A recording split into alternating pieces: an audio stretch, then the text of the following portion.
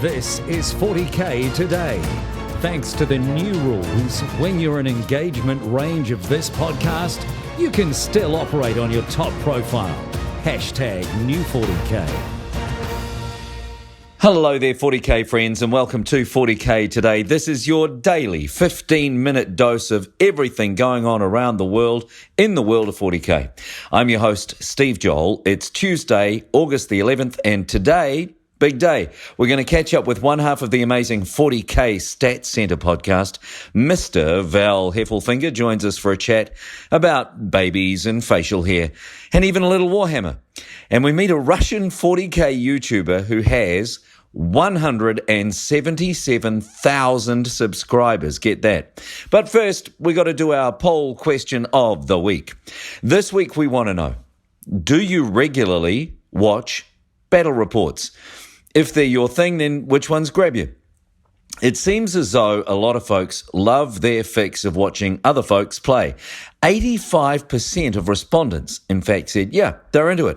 Tabletop tactics, play on tabletop, tabletop titans, mini wargaming, all getting a lot of love. And shout out to our friend Mikey Herbert, who wanted to throw a little-known channel called Hellstorm Wargaming into the mix. Get to our Facebook, let us know, do you watch them, and if so, which ones? Okay, the past week has seen the long-awaited return of one of the most popular 40K podcasts around, 40K Stats Center. Peter the Falcon Colosimo and Val Heffelfinger have been running the podcast for a while. In fact, they've been doing it for about a year when COVID hit. Tournaments stopped and then they decided to take a break. It is real good to have the boys back together and doing what we all love. So I caught up with Val to talk about, well, the podcast, but we also covered a few other topics along the way. The man, the myth, the moustache, Val Heffelfinger. Thanks for joining us. How are you, sir? I don't want to break your heart, but I shaved the mustache. You did not. Did you really? I did. When the boy was born. In Canada, they have something called a playoff beard for hockey. Like, so you make the playoffs and then you just stop shaving. Right. And so when my wife got pregnant, I did a dad stash, and I kept it until my son was born, and now I'm clean shaven. Wow. So was the stash, Now see, I came to the party late, was the stash only for the duration of the pregnancy? Was there no stash pre-announcement?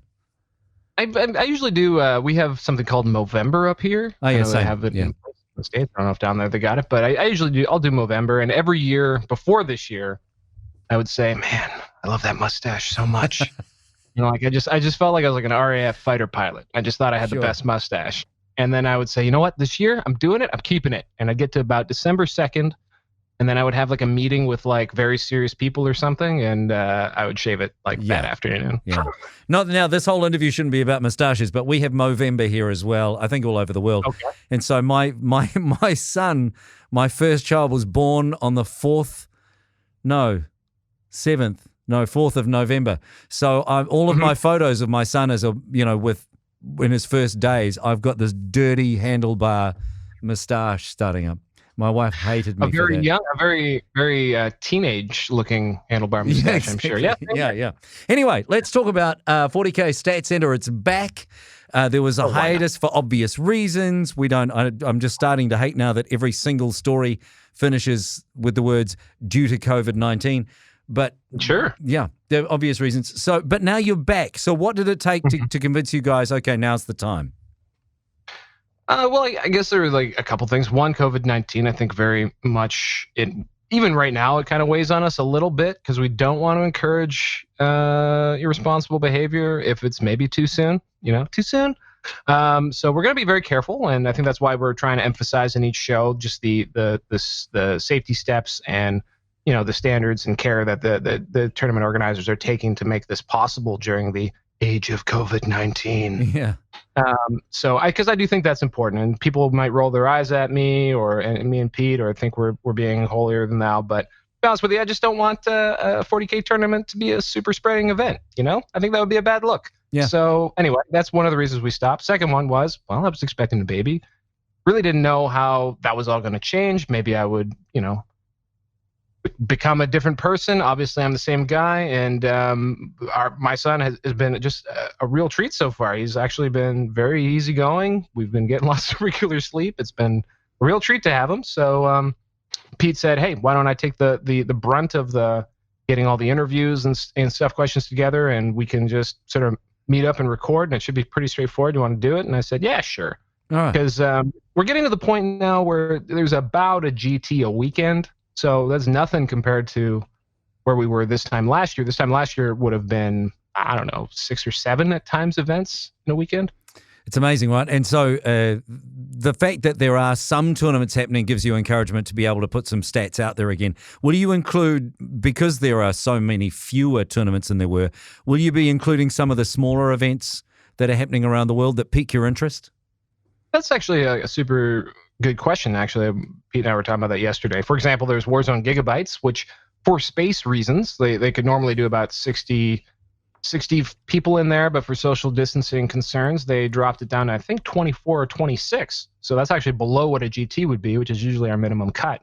They still played 5 rounds, and they had a lot of really quality players there. They looked like they were doing a good job of taking the social distancing stuff seriously and wearing masks in Georgia. Very impressive. Right. So yeah, or maybe it's not Georgia, maybe it's South Carolina. Regardless, we would like to probably cover that. We'll have to see, and we'll have a look and see at there might be RTTs and things that pop up. One thing that's kind of tricky is that, especially like I know Mike Bask is running, Objective Security is running back-to-back RTTs this weekend out in Perth, in Australia, and but they're like 30-something and 40-something, for both of those RTTs, and it's 3 rounds. So, like, you're going to have a whole lot undefeated. It's going to be kind of hard to cherry pick which ones of those lists you think is the best one to talk about. So we'll just have to call it as we sees it. Yeah, exactly. And that's kind of, I think, the way everyone in the world is doing everything right now is we're just going to play it by ear and call it how we see it, and just you see how it pans out. But look, from the point, I know you guys get a lot of feedback directly, but from the point of view of a lot of folks in the community, if I may speak for them, and whether I may or not I'm going to, it's good to have you back, man. Oh, thanks. It's great to be. We never really went that far, but I mean, the show specifically is a ton of fun to do, and it was just great even hearing from people around the world again. I was taking that for granted. I mean, right now this is Canada chatting with New Zealand. Like, I was doing that multiple times a week, like different people all over the place, chasing them down, finding someone who won a tournament in Finland can be a bit tricky sometimes. Right. So, there's fun sleuthing that goes with it, and you also always get to meet new and interesting people from all over the planet, and hopefully we get to bring them to your ears, and they're interesting, and our listeners get a kick out of it too, because it's a lot of fun for us. Awesome to talk to you. Thanks for being with us, and congratulations on the birth of Junior. Yeah, John Valford. That's Val Heffelfinger. You can find 40K Stat Center on Facebook and download the podcast from the Frontline Gaming Network. Next up on the program, the Russian YouTuber with 177,000 subscribers. Today's episode of 40K Today is brought to you by Frontline Gaming. Frontline Gaming is a one-stop shop for all your Warhammer hobby needs, discounted products, American-made gaming mats and terrain, and a full line of miniatures painting service and daily hobby content.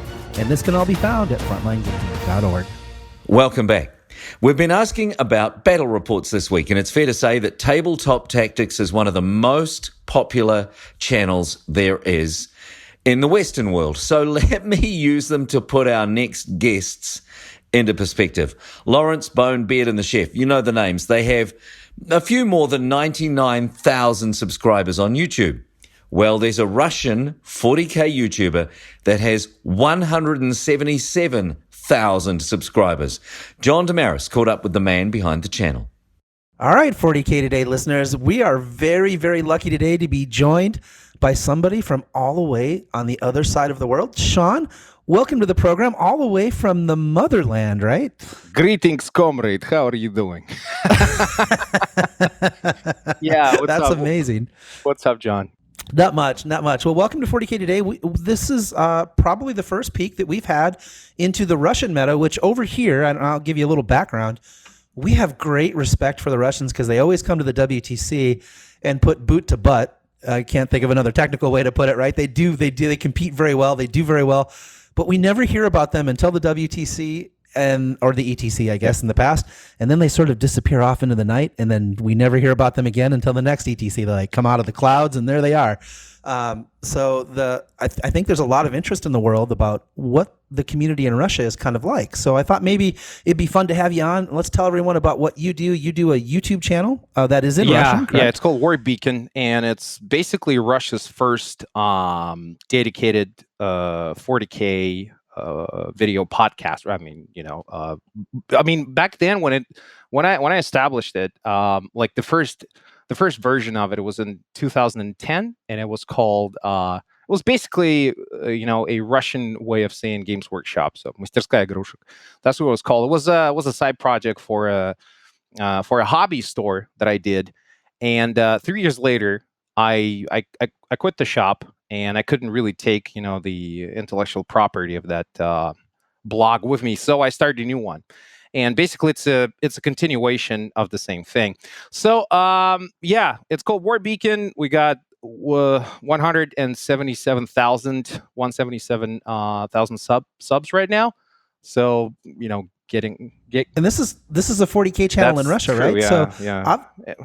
Obviously 40K is very big over there. To have 177,000 subs, dude, that's a legit number of subs. That's a lot of people. Yeah, quite a few. But my channel is mostly about the lore side of the 40K, and then we only starting to do Age of Sigmar, and then even fantasy battles, even though it's kind of in limbo right now. FB. It's coming back, right? We're all kind of like have our 5 years crossed, down the line, maybe knowing Games Workshop, but it might be a while before it comes back. But yeah, so yeah, I'm doing mostly lore videos, whatever is related to the lore and backstory of it, because the tabletop side of it it's not that big, to be honest with you. Like when I used to do battle reports, last time I tried a battle report, it was about a year ago.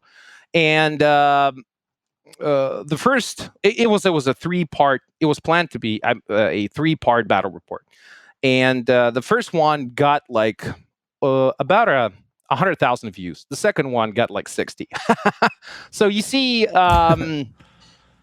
it's people like the backstory, the universe, the lore of Warhammer a lot in Russia. I mean, the Black Library books are very big here. Just people really dig the lore. Video games as well, but the tabletop side is just to put it simply, it's too expensive for your average Russian to collect that. So that's it is a very expensive hobby, but I could see how people could really get into the lore, because if you think about it, books are fairly inexpensive and they're easy to share, right? You can't really share a tabletop army with someone else, but you can certainly share your books. And so tell me a little bit about that. How did you get so invested in 40K? Like what did little Sean, like, where did he run into it, and when did it sort of hook you? It was way back when I was a kid. I had a friend, and somehow he came across a particular issue of White Dwarf. I don't remember the number for that particular issue, but it was around time when Fantasy Battles had a starter kit with Bretonnian Knights and Lizardmen, as I recall, remotely, and that's how I learned about the whole thing, that there's miniatures, there's like a whole game, and then a little bit later, I learned about 40K, and I was immediately in love, with the whole the Space Marine aesthetic of it, skulls everywhere, and blah blah blah. So yeah, it kind of goes back. I was about, I think, 7 years old at the time, or something like that.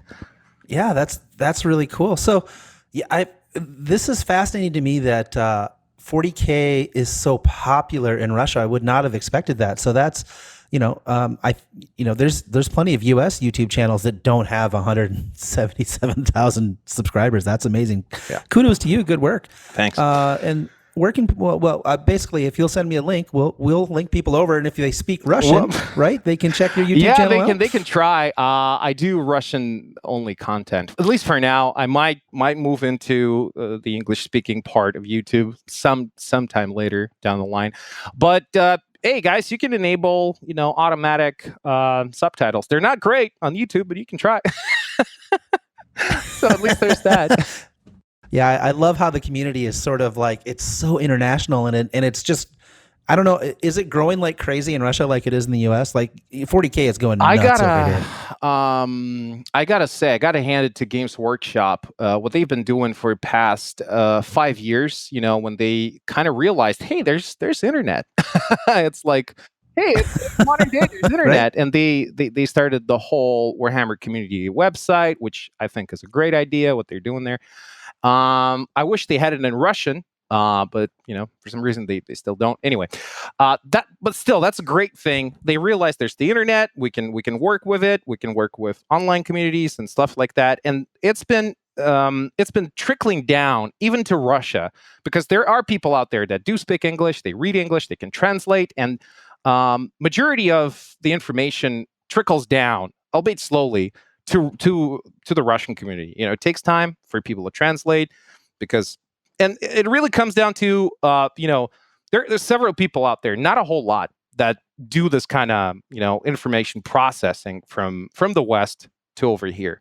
And it really depends on the person. I mean, if this guy likes this particular aspect of the hobby, or maybe a particular army, then he's going to talk about it. If he doesn't, people might not learn about this information at all, because it's so English centric at the moment. So if you don't read English, you have to rely on content creators in Russia, which there are not a whole lot of, and they tend to miss a lot of, they tend to leave out a lot of important information out of whatever news stories they come up with, right?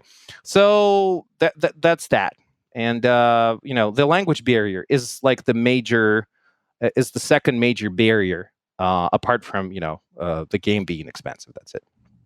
Right. All right. Well, Sean, thank you so much for sharing your insights about the Russian 40K scene. I think it's really interesting. We'll have to have you back on, in a short amount of time here, and see what else is going on. Thanks for your time, dude. Sure. Thanks for having me. We're going to include the link to Sean's channel in our show notes, but if you don't speak Russian, I'm going to tell you this right now. It's going to be hard to follow.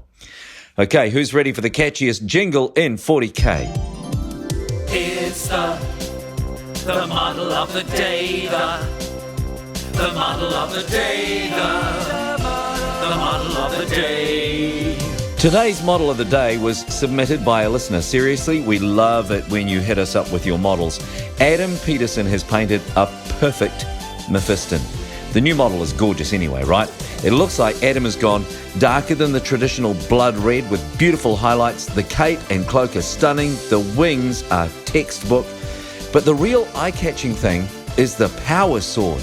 Alex needs to do a tutorial because that thing is an absolute standout. It almost looks like glass. Check it on our Instagram and Facebook pages. And if you have a model that should feature on the show, or if you've seen a model that should feature on the show, let us know with our hashtag on Instagram, hashtag 40K today, or throw us a message on Facebook.